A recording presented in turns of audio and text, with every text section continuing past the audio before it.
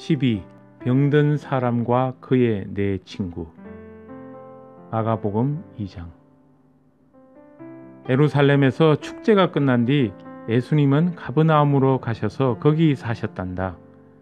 가버나움 사람들은 예수님을 자주 만날 수 있게 되었어. 예수님이 하나님과 성경에 대해서 이야기해 주실 때마다 들을 수 있게 된 거야. 어느 날 멋진 옷을 입은 율법학자 몇 명이 예루살렘에서부터 예수님을 찾아왔어. 성경 이야기라면 모르는 것이 없는 율법학자들이 무슨 일로 왔을까? 율법학자들은 예수님이 하나님에 대해 많이 알고 있다는 소문을 들었지. 율법학자도 아닌 사람이 하나님에 대해 많이 알고 있다니 셈이 난 거야. 예수가 우리보다 하나님에 대해서 더 많이 알까? 아니야, 그럴 리는 없을 거야. 예수는 사람들에게 도대체 뭐라고 말하는 걸까? 옳지.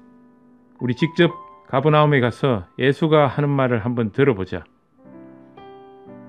그래서 율법학자 몇 명이 예수님을 찾아오게 된 거야. 예수님이 계신 곳에는 예수님 말씀을 듣고 싶어 하는 사람들이 많이 와 있었어.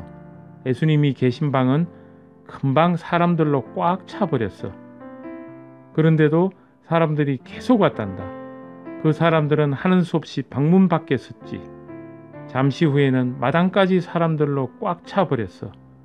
이제 정말 한 사람도 더 올 수 없었어. 그때 저쪽에서 남자 4명이 다가왔단다. 뭔가 무거운 것을 들고서 말이야. 4사람이 들고 오는 것은 침상 같았어. 그 침상에는 병에 걸린 사람이 누워 있었어. 이 사람은 걸을 수도 없고 일어설 수도 없단다. 아무것도 못하고 온종일 그저 누워있기만 했어. 중풍에 걸렸거든. 정말 불쌍하지? 심한 중풍에 걸리면 하루 종일 누워있어야만 해. 아무것도 못 가고 아무 일도 못하지. 늘 다른 사람이 돌봐주어야만 한단다. 다행히 이 사람에게는 도와줄 친구가 4명이나 있었어. 이 친구들은 예수님이 가버나움에 계시다는 것을 듣고 서로 이렇게 말했지. 예수님은 중풍에 걸린 우리 친구를 고쳐주실 수 있을 거야. 우리 당장 예수님에게 가보자. 그래서 아픈 친구를 침상에 누인 후 그 침상을 들고 예수님이 계신 곳으로 온 거야. 예수님이 계신 집 대문에 이르자 주위에 서 있는 사람들에게 말했단다. 길 좀 비켜주세요. 예수님에게 가까이 가야 해요. 그러자 대문 옆에 서 있던 사람들이 너도 나도 말하는 거야. 우리도 마찬가지요. 우리도 예수님 가까이 가고 싶소. 집에 사람들이 꽉 찼어요. 더는 아무도 들어갈 수가 없어요. 당신들도 못 들어간다고요. 그러니 그냥 돌아가시오. 이를 어쩌지? 친구 4명은 어떻게 했을까? 그냥 포기하고 집으로 돌아갔을까? 아니, 그럴 수는 없어. 오히려 아주 기발한 생각을 해냈단다. 이스라엘의 집들은 지붕이 평평해. 평평한 지붕은 기와로 덮여있지. 집 밖에는 지붕으로 올라갈 수 있는 계단이 있어. 그 계단을 올라가면은 집 안에 들어가지 않고도 지붕 위에 올라갈 수 있단다. 친구 4명은 자신들의 아픈 친구가 누워있는 침상을 들고 지붕으로 올라가는 계단으로 갔어. 그리고 낑낑대며 조심조심 지붕으로 올라갔지. 지붕에는 왜 올라갔을까? 거기에서도 예수님을 만날 수는 없는데 말이야. 예수님을 만날 수 있는 좋은 방법은 도대체 무엇일까? 지붕 위에 다 올라간 4 친구는 조심스레 기와를 뜯어내 구멍을 만들었지. 그리고 침상의 모서리를 밧줄로 단단히 묶었단다. 그러고는 친구가 누워있는 침상을 구멍을 통해서 천천히 밑으로 내려보냈어. 그렇게 해서 중풍에 걸린 사람은 정확하게 예수님 발 앞에 내려오게 되었지. 침상에 누운 채 예수님 앞으로 내려온 거야. 중풍에 걸린 사람은 침상에 가만히 누워 있었어. 어차피 누워 있는 것 외에는 아무것도 할 수 없는 것이 없는 사람이잖아. 방에 있던 사람들은 모두 어안이 펑벙해서 지붕에 뚫린 구멍과 예수님 앞에 누워있는 중풍병자를 번갈아 쳐다보았어. 예수님도 위를 쳐다보셨지. 잔뜩 긴장한 채 예수님을 내려다보는 네 사람이 보였어. 이 네 사람은 이렇게 생각하고 있었겠지. 예수님이 우리 친구를 고쳐주실까? 예수님은 분명히 고치실 수 있으셔. 하지만 우리에게 화를 내시면 어쩌지? 그때 예수님이 어떻게 하셨는지 아니? 중풍에 걸린 사람을 쳐다보시며 말씀하셨어. 당신이 했던 모든 잘못을 용서합니다. 내가 당신의 죄를 다 용서합니다.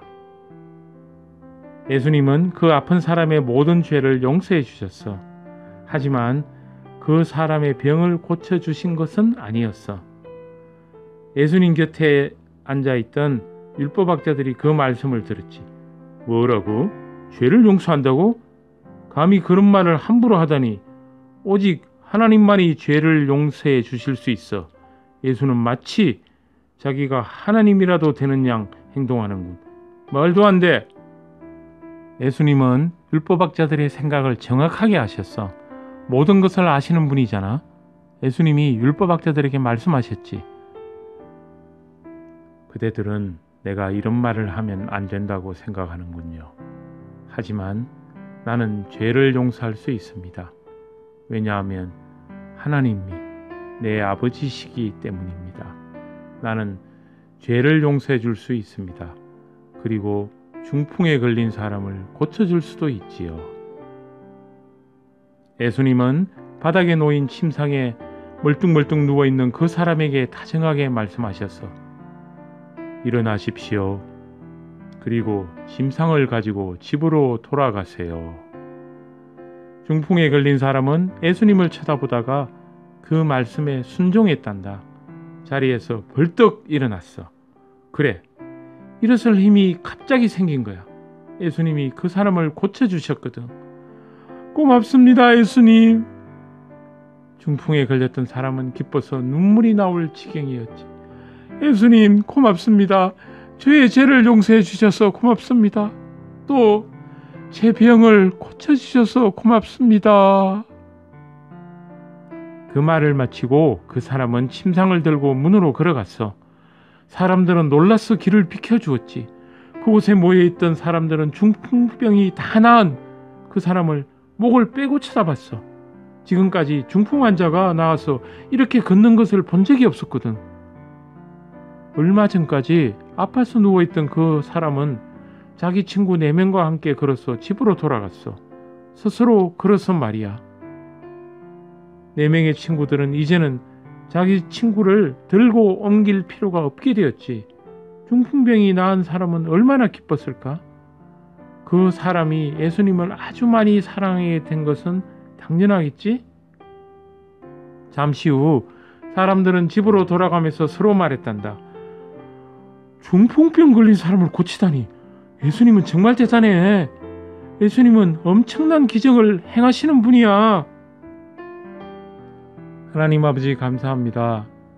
오늘은 중풍병 걸린 사람을 고쳐주시고 죄를 용서하신 예수님의 이야기를 들었습니다. 그렇습니다, 하나님.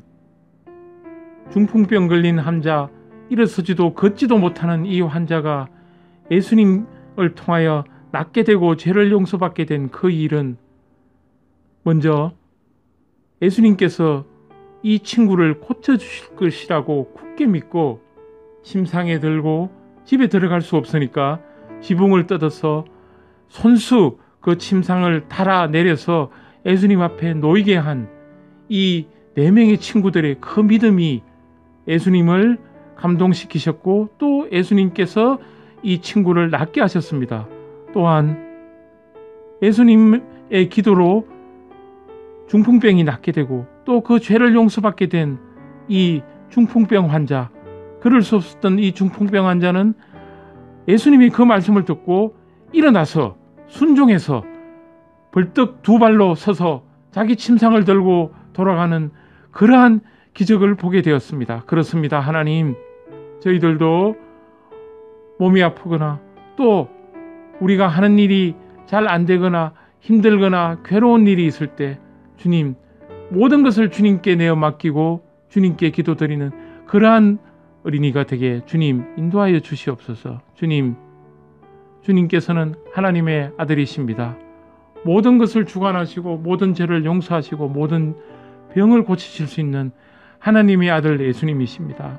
주님, 오늘 그 주님의 능력, 주님이 하나님의 아들이시고 죄를 용서하시고 병을 고치실 수 있고 모든 것을 주관하시는 예수님이시란 것을 이 모든 것을 알게 해주신 예수님을 만나게 해주셔서 감사드립니다. 주님께 더 나아갑니다. 주님께 기도드리고 주님께 오직 나아가는 저희들 되게 인도하여 주시옵소서. 감사드리며 예수님 이름으로 기도드립니다. 아멘.